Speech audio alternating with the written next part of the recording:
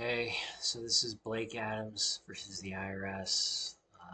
Blake lost his passport for owing back taxes, which is why this is sort of an interesting case. Blake Adams filed no federal income tax returns for several years, 2007, 2009 through 2015. The IRS basically filed substitute returns, figured he owed 1.2 million in taxes, interest, and penalties. They certified him as seriously delinquent to the State Department. At that point, Adams sued the IRS in tax court, and he loses this case. So basically, the procedural history, just in the background, it just explains how tax procedure works. Once the IRS determines the taxpayer has a tax deficiency, before it can assess, it mails a 90-day letter, also known as a notice of deficiency. Taxpayer has 90 days to seek redetermination after the IRS assesses the tax. They're required to send the taxpayer another notice by mail. If the taxpayer hasn't contested the deficiency, the IRS moves to the collection phase by serving him a notice of federal tax lien and giving him a right to a CPD hearing, collection due process hearing. Section 7345 defines a seriously delinquent tax debt as an unpaid, legally enforceable tax liability of an individual. It's more than $50,000 indexed for inflation, which now is about $53,000, I think. And that the IRS files. So what those requirements are: there's a tax debt, it's more than 50 grand. The IRS either files a lien or makes a levy on the property. The lien is basically just, as it goes on to say, a bookkeeping entry in the IRS's records. It's not even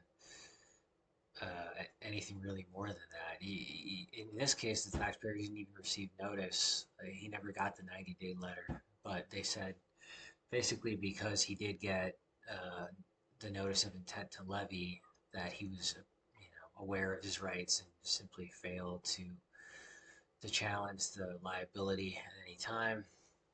It says the exceptions to a tax debt being seriously delinquent are where the taxpayer has requested a CPD hearing, or where they're under an agreement with the IRS, like an installment agreement, an increase to an installment agreement, or an offer in compromise, or the debtor qualifies for innocent spouse relief. None of those apply here.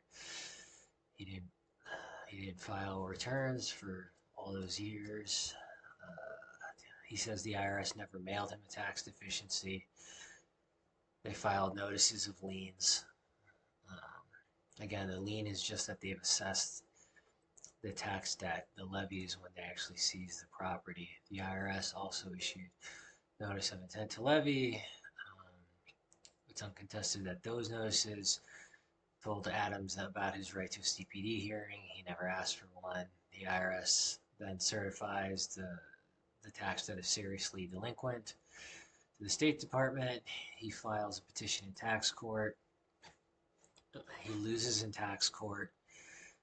This gets brought to the DC Circuit because the DC Circuit is the default venue for appeals of tax court decisions, even though Adams is a resident of Florida. Or could have brought it in Florida. 7345E provides for injunctive relief from a seriously erroneous debt, but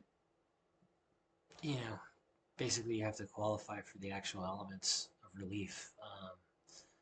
Here, it goes through it. It says, it's proper to assess it seriously delinquent because it was over the $53,000 amount, and a notice of lien had been filed. Adam contends the IRS failed to give him the 90-day letter, but they say it doesn't matter. An assessment is basically just, the assessment itself is essentially a bookkeeping notation in the records of the IRS, which is that's a sort of an insane thing to say, but that's what the court thinks. The DC Court of Appeals. The code also says that, right, there's no assessment until there's a 90-day letter.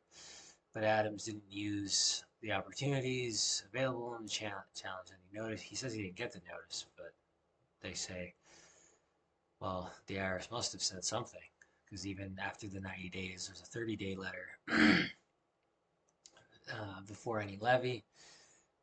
Adams acknowledges he at least received the notice of filing tax liens for the years in question.